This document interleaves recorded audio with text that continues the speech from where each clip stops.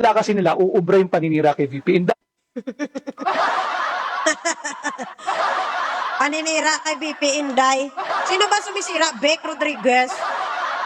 Kailan ba siniraan si Inday Sara mo? May narinig ka ba galing sa administrasyong Marcos, galing kay Pangulong Bongbong Marcos na siniraan niya si Inday mo?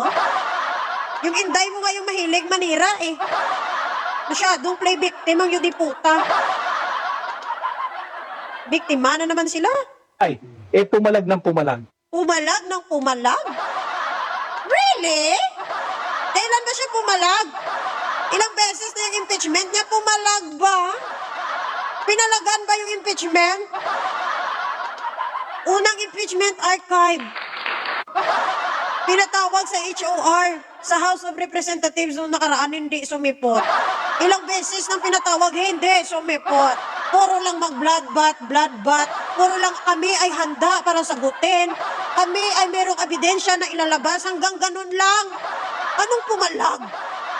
Pumalag papuntang Supreme Court? Pumalag. Nakalimutan nila, Duterte ito. Hindi namin nakalimutan na Duterte sila. At ang mga Duterte, puro lang naman salita. Diba? Puro lang salita, puro pananakot, pagbabanta. Tapos wala na. Wala na, ganun lang. Tingnan mo si Digong, sabi niya noon, diba? O, nasaan yung ICC? Sampalin ko pa yan. Bangin ko pa yan. Sipain ko pa yan. O, nung dadahuli na ng ano, nung nahuli ng ICC, ako, Rodrigo, Duterte. Diba? O si Basta, sige, Torre, magsinumbagay na lang ka. O ano nangyari? Nagbaksing ba siya? Pumunta ng Singapore. Si Sara, I imagine cut his head. Patayin mo si BBM, si Lisa, si Martin Romualdez. Puro ganun lang. Yan ang ng Duterte. Yan ang kanilang legacy. Puro salita, puro lang pagbabanta, pananakot. Yan lang yung kaya nilang gawin.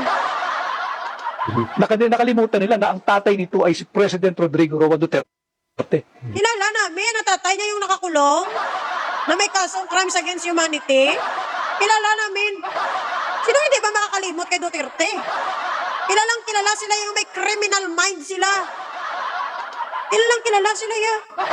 Kilalang kilala yung pagkabastos nila at pagkabalasubas. Sino hindi makakilala sa kanila? Kahit i-blind item nyo pa makikilala na namin, agad yan. Pumalag ng pumalag si Sara, di wow. Pumalag, pumunta ibang bansa.